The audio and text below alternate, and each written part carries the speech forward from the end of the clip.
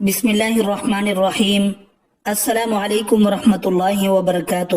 حدیث میں ہے کہ چند باتیں ایسی ہیں ان سے اللہ تعالیٰ کو ہنسی آتی ہے جیسی ہنسی اس کی شان کے مناسب ہے۔ حضور صلی اللہ علیہ وسلم نے ارشاد فرمایا، قیامت کے دن جب اللہ تعالیٰ اپنے بندوں کے درمیان فیصلہ کرنے سے فارغ ہو جائے گا تو ایک شخص ابھی باقی ہوگا تو وہ اللہ تعالیٰ سے عرض کرے گا، اے میرے رب، میرا منہ جہنم کی طرف سے پھیر دے، اس کی بدبو مجھے ایذا پہنچاتی ہے اور اس کی تپش مجھے جلا رہی ہے۔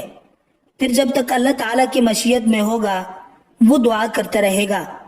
پھر اللہ تعالیٰ اس کی طرف متوجہ ہو کر فرمائے گا، اگر میں نے تیرا یہ سوال پورا کر دیا تو پھر تو اور سوال کرنے لگے گا۔ وہ شخص کہے گا کہ میں اور کوئی سوال نہیں کروں گا۔ پھر اللہ تعالیٰ اس سے وعدہ کی پختگی پر اپنی مرضی کے مطابق عہد و پیمان لے گا۔ پھر اس کے بعد اللہ تعالیٰ اس کا چہرہ جہنم کی طرف سے پھیر کر جنت کی طرف کر دے گا۔ جب وہ شخص جنت کو اپنے سامنے دیکھے گا تو اللہ تعالیٰ کی مشیت کے مطابق کچھ دیر تو چپ رہے گا، پھر کہے گا، اے میرے رب، مجھے جنت کے دروازے تک لے جا۔ اللہ تعالیٰ فرمائے گا، کیا تو نے مجھ سے پختہ عہد و پیمان نہیں کیے تھے کہ تو مزید سوال نہیں کرے گا؟ افسوس ہے اے ابن آدم، تو کس قدر عہد شکن ہے۔ وہ شخص عرض کرے گا، اے میرے رب، اور اللہ تعالیٰ سے دعا کرتا رہے گا حتیٰ کہ اللہ تعالیٰ اس سے فرمائے گا، اگر میں نے تیرا یہ سوال بھی پورا کر دیا تو پھر تو اور کچھ نہیں مانگے گا۔ وہ شخص کہے گا، اے میرے رب، تیری عزت و جلال کی قسم، میں ایسا نہیں کروں گا۔ پھر اللہ تعالیٰ اس شخص سے اس نئے وعدے کی پختگی پر اپنی مرضی کے مطابق عہد و پیمان لے گا اور اس کو جنت کے دروازے پر کھڑا کر دے گا۔ جب وہ شخص جنت کے دروازے پر کھڑا ہوگا تو جنت اپنی تمام وسعتوں کے ساتھ اس کو نظر آئے گی اور وہ اس میں سرور انگیز اور خوشگوار مناظر دیکھے گا۔ پھر اللہ تعالیٰ کی مشیت کے مطابق کچھ دیر تو وہ چپ رہے گا، اس کے بعد کہے گا، اے میرے رب، مجھے جنت میں داخل کر دے۔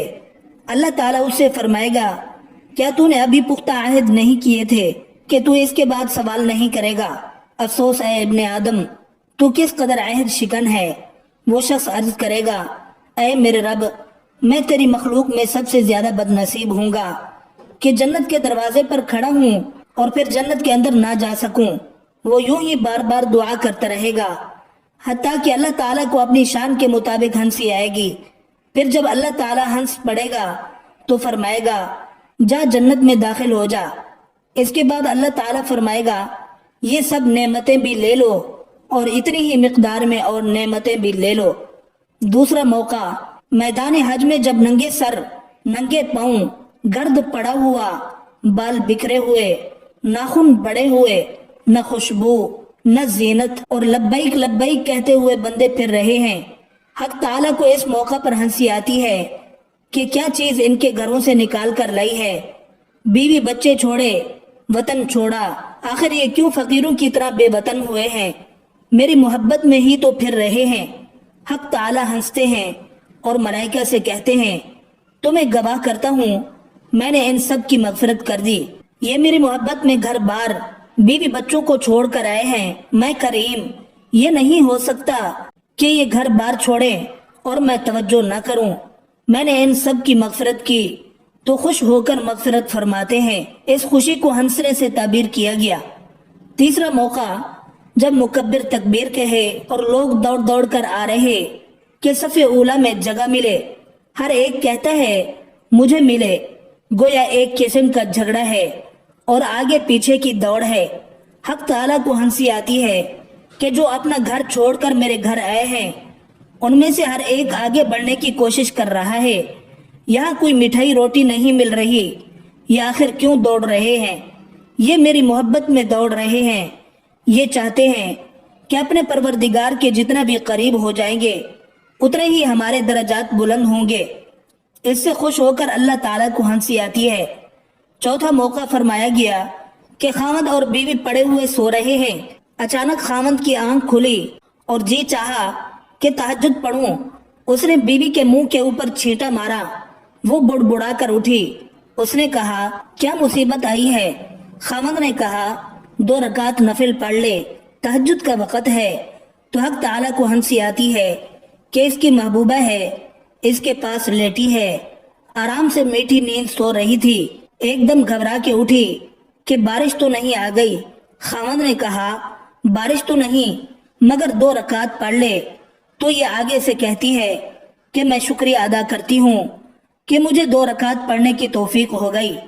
उसने भी खड़े होकर 2 रकातें पढ़ी। या बीवी ने खामद के मुंह पर छींटा मार दिया और वो बुड़बुड़ा के उठा।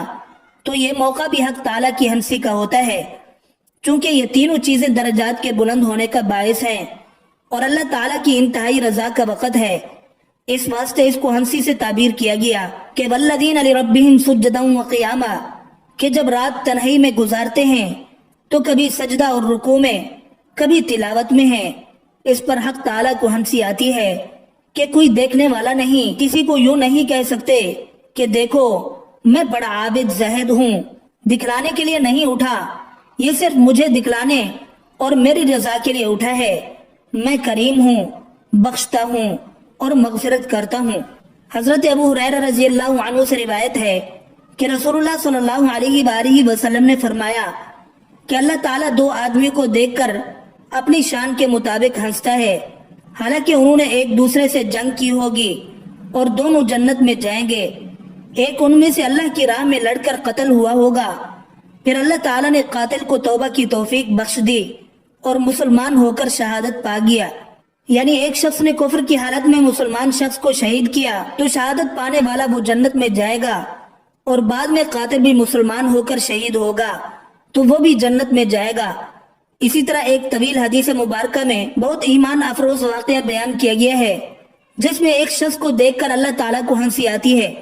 हजरत इब्ने मसूद रजी अल्लाह अन्हु फरमाते हैं, 2 आदमी ऐसे हैं जिनको देखकर अल्लाह ताला हंसता है। एक वो आदमी जिसके नीचे अपने दोस्तों के घोड़ों की मिसल घोड़ा हो और उनसे दुश्मन मिले तो वो शिकस्त खा जाए, लेकिन वो आदमी डटा रहे।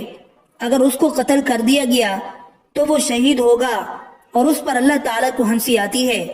और अल्लाह ताला फरमाता है, मेरे बंदे की तरफ देखो जिसको मेरे सिवा देखने वाला कोई नहीं है। दूसरा वो आदमी जो रात को उठे, जिसके उठने का किसी को पता ना हो, फिर वो अच्छे तरीके से वुज़ू करे और मोहम्मद सल्लल्लाहु अलैहि वसल्लम पर दरूद भेजे, अल्लाह ताला की हम्द करे और कुरान मजीद की तिलावत शुरू कर दे, तो इसको देखकर अल्लाह ताला हंसता है।